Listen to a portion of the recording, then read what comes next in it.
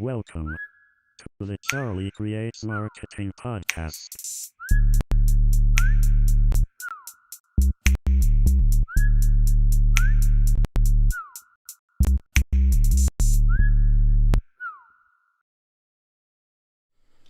Hey, what is up, guys? Welcome to the first Charlie Creates Marketing Podcast. I'm so excited to finally get to do this. But this is the Charlie Creates Marketing Podcast, where we help you make your business significant through branding, marketing, and design. We help you reach more people, convert more leads, and change more lives. Man, I'm excited. I'm almost stumbling over myself trying to talk. But thank you so much for joining me today, and thank you for your support. I'm excited to see how this helps me connect with you. Did we have anybody on yet? I know we just started. Hey, I see my brother's on. Thanks, Johnny. What's up, guys? Man, I'm so excited to get this started. Okay.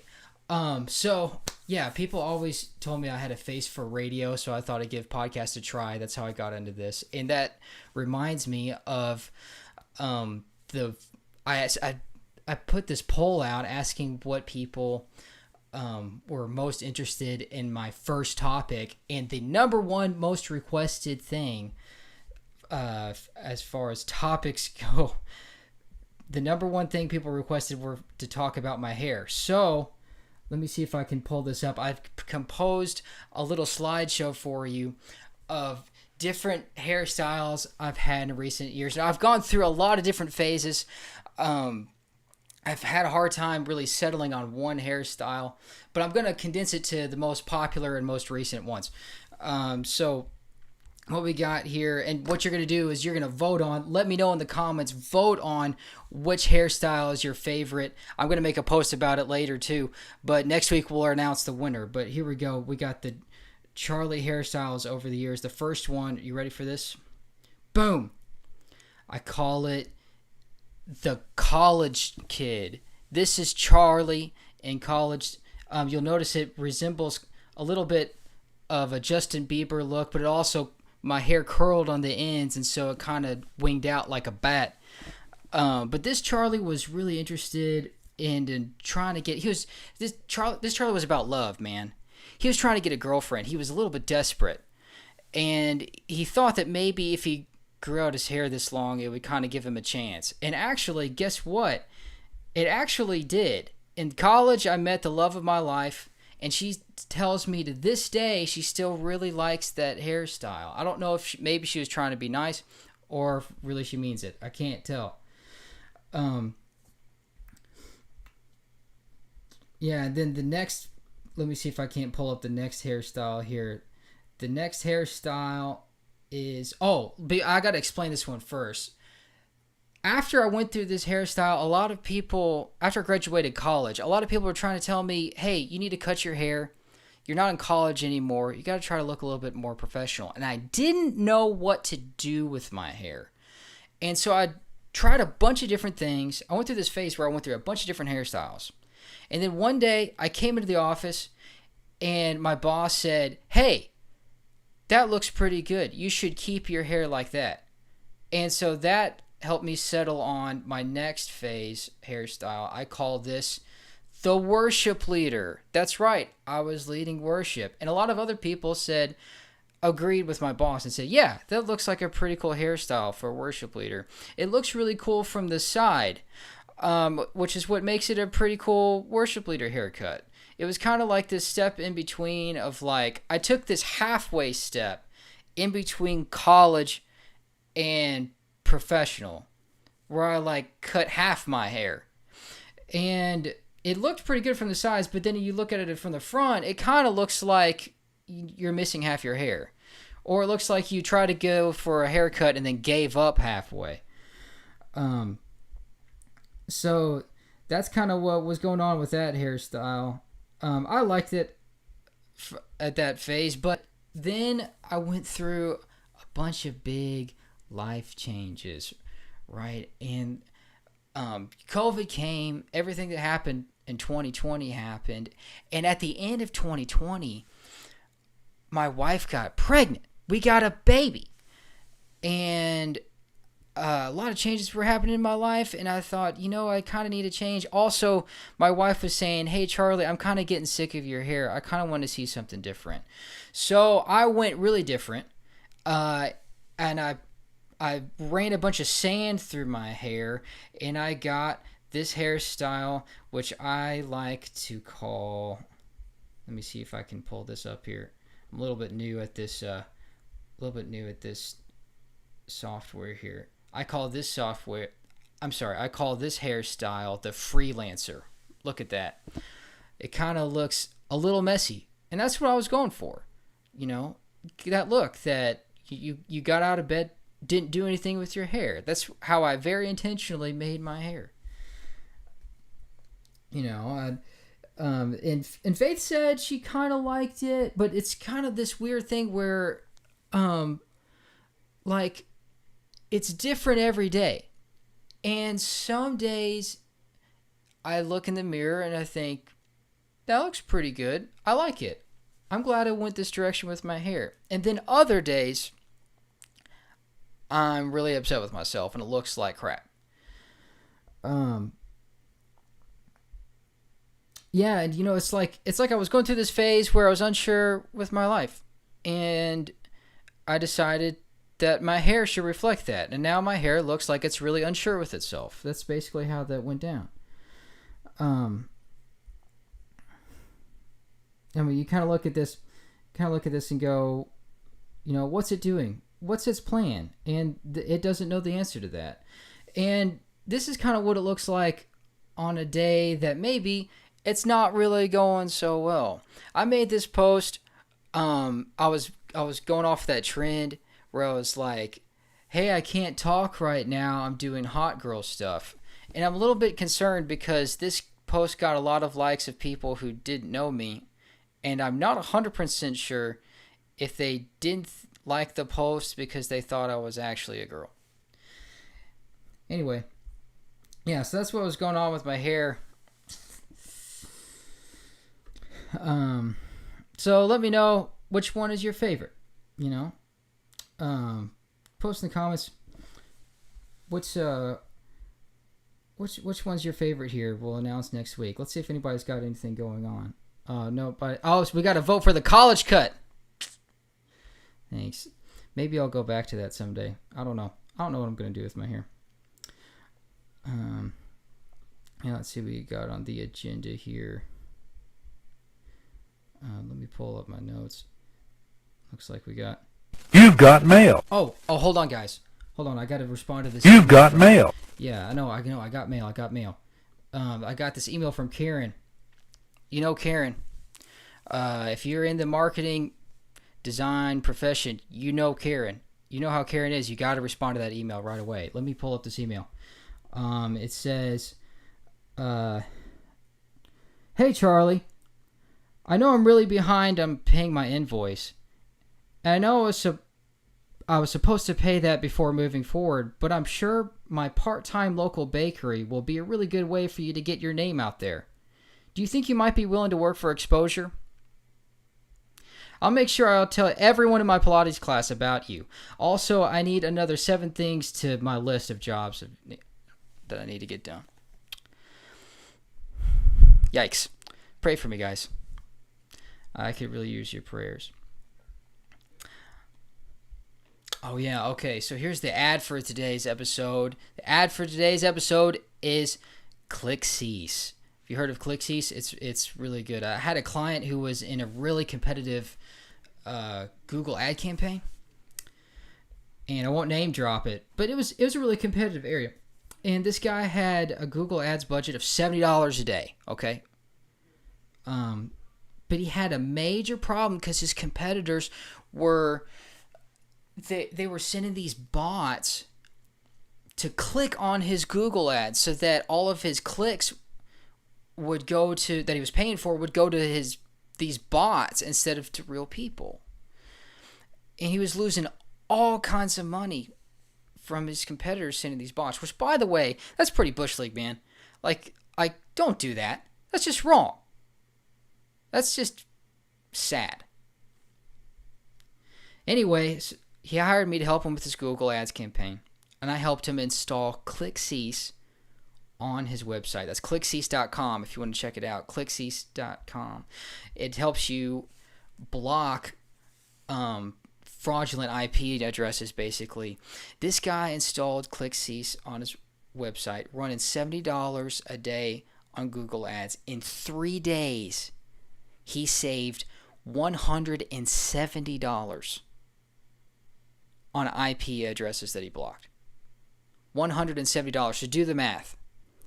That's like 80% of his budget that he was able to make go to real people instead of fake bots. That's a pretty big deal. And if you're in a competitive Google ad, I mean, it's a good idea for anybody to make sure you don't get bots clicking on your Google ads, but especially if you're in a really competitive area, it's something I highly recommend. And after I helped him with that, I sort of got into this affiliate partner with them, and I can actually help you save 10% on ClickCease, which is a pretty big deal.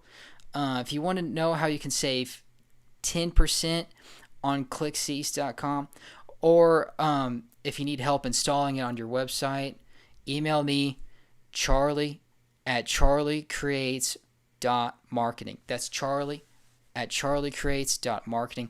I'd love to help you get set up with ClickCease. Anything I could do to help you with that, I'm always here for you for that kind of thing, of course. Which, speaking of ads, that brings me to my first segment of what I like to call brilliant ads. I'm going to love this. You're going to love this.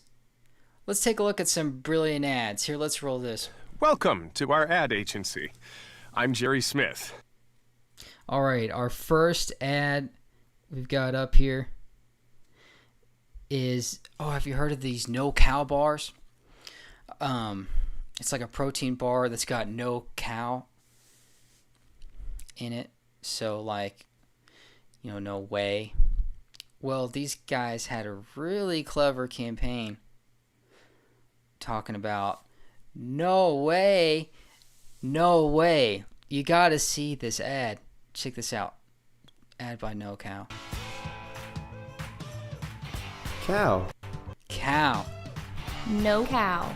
No cow. Bull. Bull. No bull. No bull. Way? Way. No way. No way. No way. No way. Isn't that such a clever commercial? Oh, man. Just proves that with the right actors, you can really sell a good marketing campaign. Man, isn't that so funny? No bull.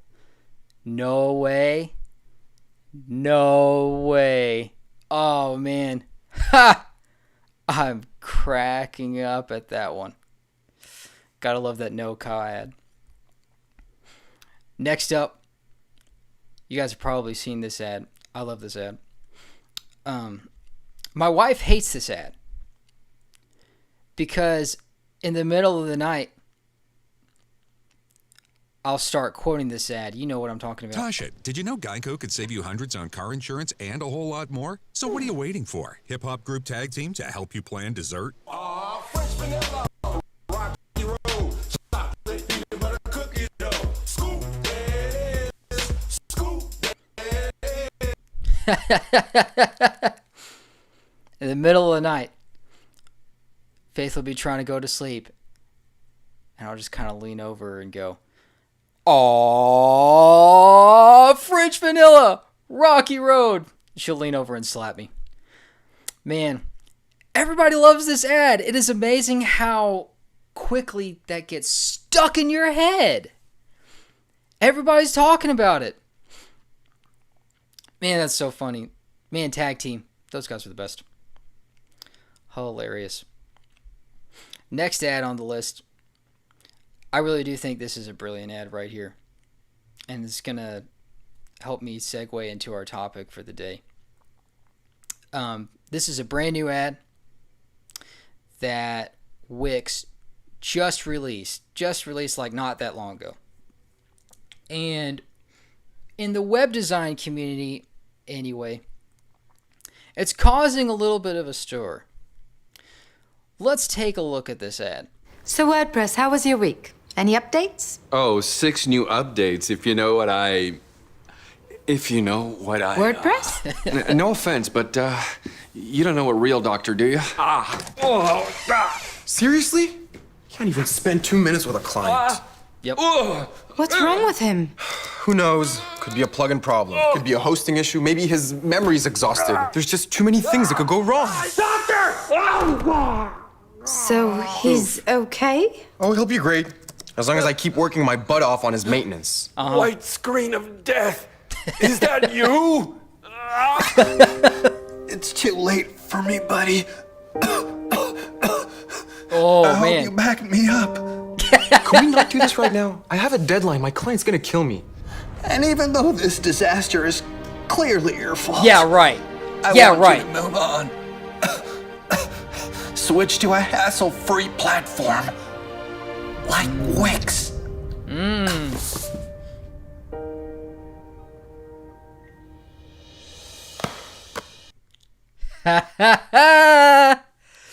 Oh, and that leads us into our discussion today. Wix versus WordPress. Hey, let me know in the chat. Where do you stand? Where do you stand in the Wix versus WordPress debate? Anybody?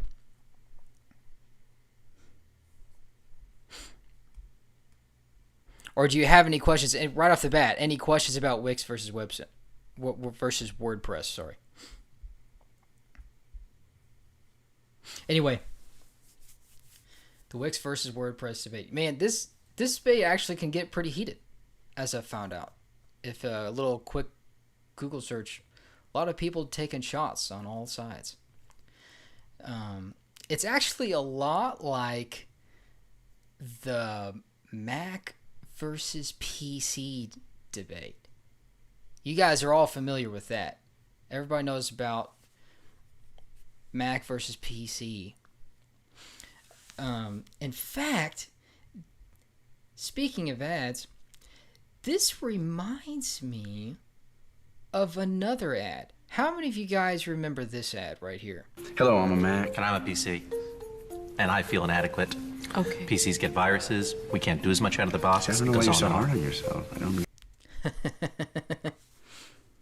Man, that kind of sounds familiar, doesn't it? Kind of seems like a pretty similar ad there. I wonder if maybe Wix is taking a page out of Mac's book, and they have every reason to, and here's why. If you think about Macs versus PC, right? Here's some of the 3 biggest areas between Macs and PC. Everybody will kind of generally agree with me on this, I think. You've got price, usability, and security. Those are kind of the 3 main things in the debate there. And generally, PCs have the advantage on price. Macs have the advantage on security. And everybody loves to debate on which one is more user-friendly. I would describe it, Mac's user interface looks nicer and requires less computer knowledge in order to use it. As long as you're familiar with how to use Macs, right? It's a little bit, maybe even a little bit more drag and drop friendly, right? Versus PCs. You know, PCs are like, they're almost more mathematical. They're straightforward. People who like to say, well, PCs are more straightforward, but they're a little bit more like mathematical, and you kind of have to be a little bit more familiar with how computers work. That's kind of like what's going on here in the WordPress versus Wix debate. We've got kind of the same 3 big areas, right? You got price, security, and user friendliness.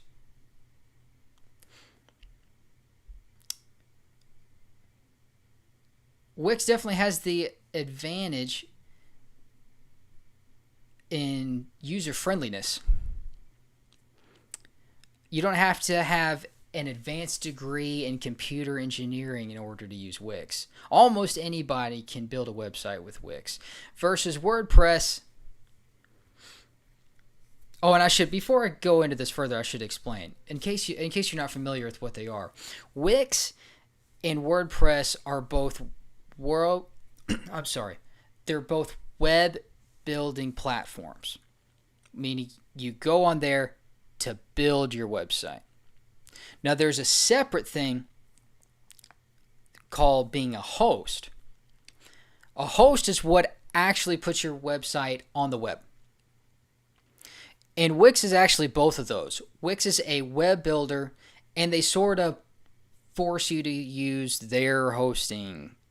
You sort of force you to use them as a host. They're not an open platform. Versus WordPress is just a straight website builder. You can build your website, and then you can use any host you want. Which is kind of what makes Wix more user-friendly. Because it's not open, you don't have to know a lot about code. With WordPress, a lot of advanced computer engineer guys that know a lot about code, they like WordPress because they can go in there and code more stuff, right? But Wix is a lot more drag and drop. It's not any fancy coding required. And with WordPress, I mean, if you don't have a really strong knowledge in code, you can try to build a WordPress website, but good luck. It's going to be hard. So Wix has definitely got the advantage in user friendliness. I don't think a lot of people would argue with me on that. The next question is on security. I would say Wix has the advantage in security. Here's why. Because with a WordPress, you got to go and find your own host. Well, if you go and find a cheaper host, it's usually cheaper for a reason. And it's probably going to be less secure. Whereas Wix, I've never seen Wix crash. Wix is pretty secure. I don't think a lot of people would actually argue with me on that. It's definitely a secure host, but there's two things that a host has got to do. It's got to protect your site, and it's got to get your site out to the web, right? Well, Wix does a really good job at protecting your site, just like Macs do a really good job at protecting your computer from viruses. But there are hosts out there that do a better job with speed. And maybe they're even a little bit more secure. Just like you might be able to find on a PC, you might be able to find a really good antivirus software, and you might be able to get like upgrade to tons of RAM so that your computer's super fast. Right? The thing is, those hosts are usually more expensive. And the question is it really worth it? Maybe to some people. For some people, it might really be worth it to have a stronger host. And if that's what you need, then that's great. But I don't think most people really need anything stronger than Wix. And here's where things start to get a little dicey because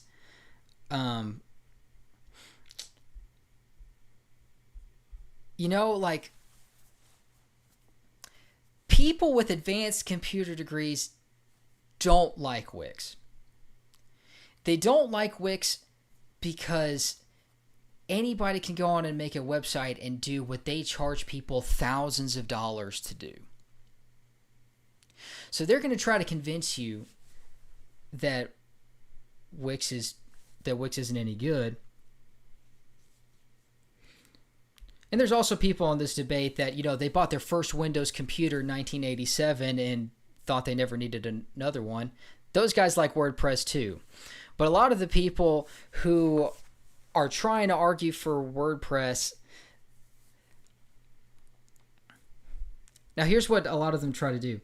They try to focus on speed, right? And they point to this thing, it's called Page Insights, that Google recommends for testing your site speed. And they'll pull up a WordPress site, they'll do a little quick search with Page Speed Insights, and they'll see, look, on mobile, it's showing this really low score. Well, here's the thing about Page Speed Insights. Oh, I'm sorry. It's not about it being a low score. They'll run a test on it, because actually, a lot of times, not even a low score.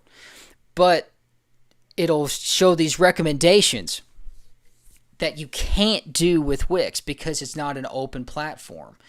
It's recommendations that are really more for WordPress. And they'll like, well, see, you can't do these recommendations, so Wix isn't good for speed.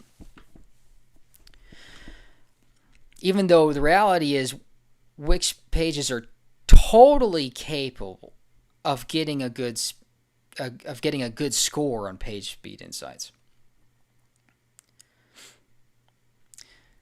But here's the thing. Here's why Google recommends Page Speed Insights. Everybody thinks that it's like their thing. It's not. It's actually run by this company called Lighthouse. Google recommends it because there's so many WordPress sites that crash all the time. And everybody's like, why is my WordPress site so slow? What do I need to do? And these guys from Lighthouse break down exactly what needs to be done to bring your site speed up for WordPress sites, because they're so slow, because they crash all the time. And that's why Google recommends them.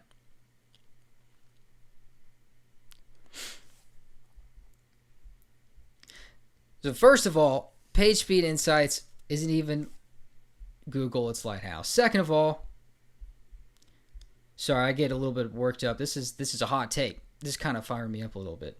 I got lost in my notes.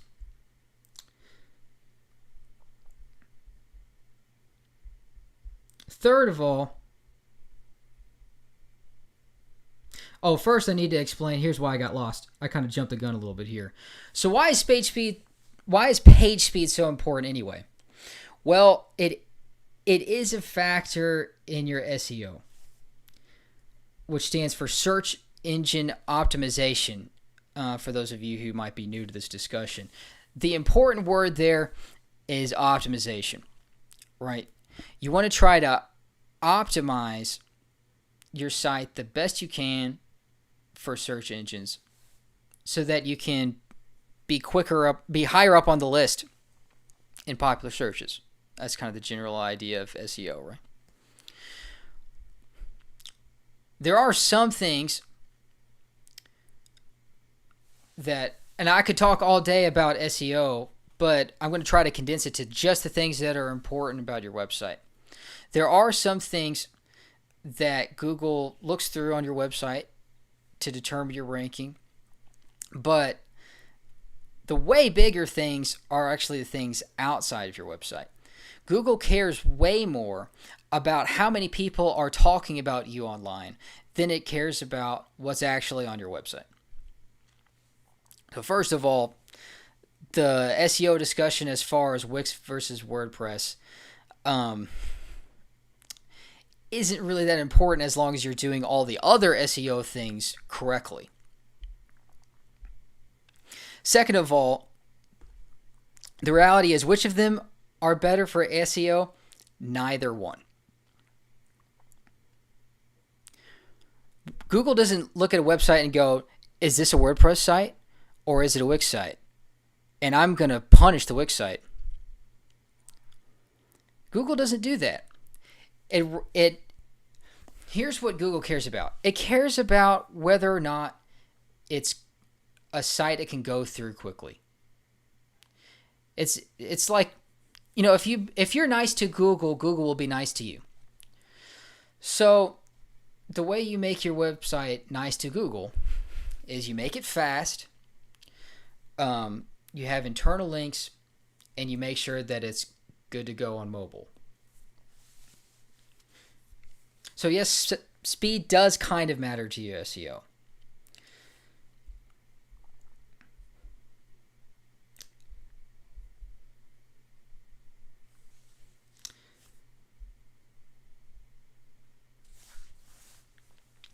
I found my notes, sorry. So, also it's important to note, everybody's talking about mobile speed. Look, Wix doesn't have hardly any problems on desktop view on page speed insights. Desktop speed works fine. Everybody wants to try to criticize it about mobile speed. How come my Wix site is getting such a low score on mobile? It's probably because Wix's problem, right? Actually, no. It has to do with how they measure the speed. If you ask Lighthouse, go to the PageSpeed's website, look at frequently asked questions. They'll tell you how they test mobile speed. And they say, well, what we do is we try to open it on a Moto G4. Because that's a mid-tier phone. Okay, it may have been a mid-tier phone 5 years ago. A Moto G4? How many of your friends do you know have a Moto G4? How many of your friends have an iPhone? You really want to try to convince me that Moto G4 is a mid-tier? And then you're wondering why it's scoring so low on mobile. Look, in the last 5 years, phones have made leaps and bounds as far as speed goes. And, I remember I had a Moto G4. I hated that phone because it was so slow. I finally got an iPhone 5S. And it was like my world changed. Everything was so much faster. And then about maybe a year or two ago, that phone started to get really slow. So I upgraded to an iPhone SE. Man, this thing is bullet fast. If you got a newer iPhone, man, that thing is fast. I'm telling you, phone speeds have increased. It's leaps and bounds. I pulled up my old phone the other day just to test how fast it was. I couldn't even pull up anything. My iPhone 5S couldn't even open it. It just kept crashing all the time. It was horrible. That's how far phones have come in 5 years. So this mobile speed score that you're getting on Page Speed Insights, I'm sorry, it's not. It's already something that's not really reliable. It's not like the same score every time, because it's got to every time they reload it, every time you get a different score. It's not really a metric that you can measure confidently. I don't know how seriously you can really take your mobile speed score on Page Speed Insights. I do think it's a fairly good tool on helping you measure your website speed. And the more competitive you are in your SEO field, the more those things matter. And, maybe you're able to get a WordPress site and hook it up with a host that's got a crazy high page boost, and maybe that really helps your SEO. That's great. Good for you. Most people probably aren't desperate for that. Most people probably don't need to boost their mobile. Most people probably don't need to boost their mobile speed. And if you pull up your website on your phone and it loads in less than a second, you're probably fine. It's probably not going to hurt your SEO.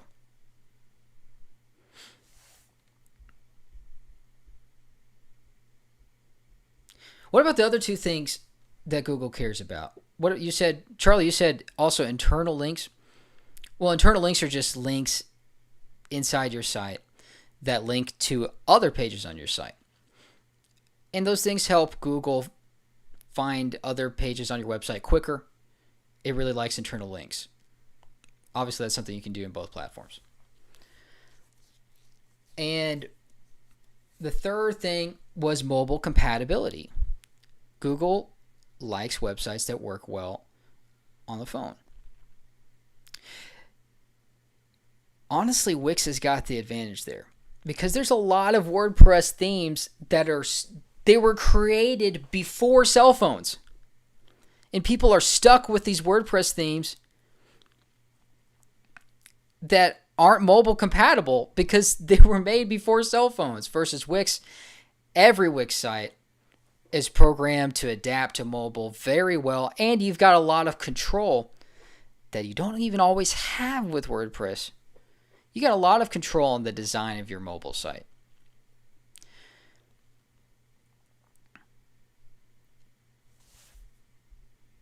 So just remember all those things next time somebody who's got an advanced computer engineering degree tries to convince you that WordPress is better for SEO. And they'll try to say like, "Oh, well, what about there's more WordPress sites that are ranked." First of all, there's plenty of Wix sites that are ranked high on popular searches. Second of all, yeah, anybody can make a website with Wix. So there are people who don't know what they're doing, go to make a Wix site and hurt their SEO because they didn't know what they're doing, because they were just some average Joe. But somebody who really does know what they're doing with SEO can do SEO on Wix just fine, just as well as they can do on a WordPress site. What is there to do? The keywords? Look, you can tag keywords on Wix. You can put a description on Wix just like you can on a WordPress site. It's no different. Wix sites, you can overload a Wix site. You can put too many files in there and make it slow. But as long as you're not overloading it, because you know what you're doing with SEO and you know not to overload your site,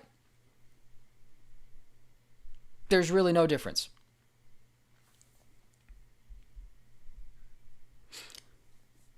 Now again, I'm not going to say that like Wix is, I mean, I'm obviously a Wix fan. But I'm not going to say that Wix is everybody's best solution. There are times when WordPress is better.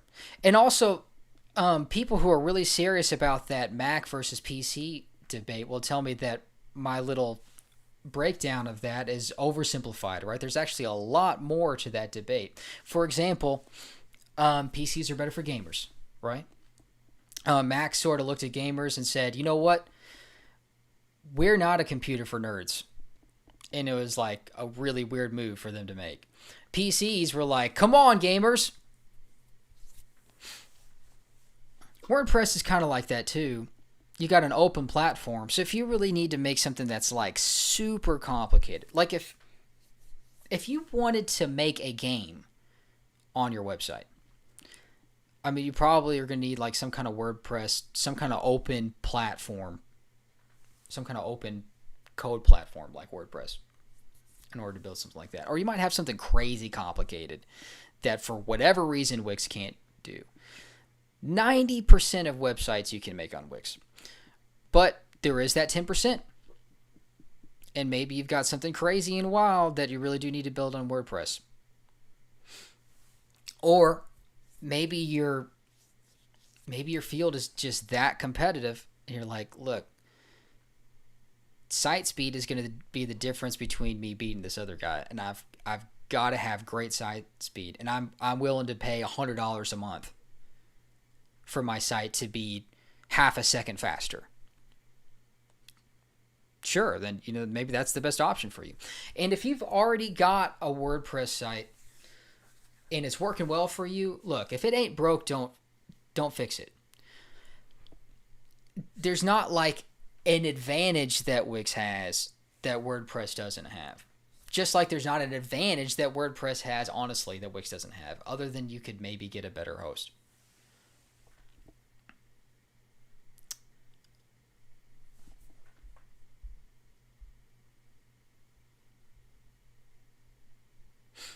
So if you're a diehard WordPress fan and you want to tell me that if I cut my hair, stopped wearing skinny jeans, that would change my mind, go ahead. I'd love to hear your thoughts. Go ahead and let me know in the comments if what your thoughts are on this Wix versus WordPress debate. Look, I've got an open mind. Maybe there's something I've overlooked. I'd love to hear it. But yeah, let me know. This is supposed to be a conversation. Let me pull up in the comments of... Oh, hey, we got a question. Is Wix more intuitive, but WordPress is more versatile? Yeah, that's a good description. WordPress is more versatile because it's an open, the code's open. You can go in there and do whatever you want to the code. That makes it more versatile. Versus Wix, obviously you can't. But, as far as like intuitiveness, it's really easy to make a website on Wix. And if you're wanting to build a new website, why would you spend thousands of dollars on a website that's not really going to give you more of an advantage than a Wix site will? That's just my 2 cents on it. Anyway, that's all I've got for today. So hopefully the next time you see one of those Wix ads, you'll be able to understand it. Join us next week, 6:30 p.m. Central Standard Time. We'll be in Hawaii talking about building brands, and we will announce which hairstyle is the winner. If you got any questions, anything, you can always email me. I'm going to flash that email again. Charlie@charliecreates.marketing. If you want my help with anything, you got any questions about any of this, let me know. Love to help you. And I'd love to help you make your business significant however I can. And thanks, guys, for joining me on my very first podcast. This was pretty fun. This is pretty cool. I like this. And hopefully I can get more people to join the conversation in the future. I want this to be a way for me to connect with you. So help me spread the word. And even if you didn't join live, throw in some comments in there. And I'd love to connect with you. And thanks.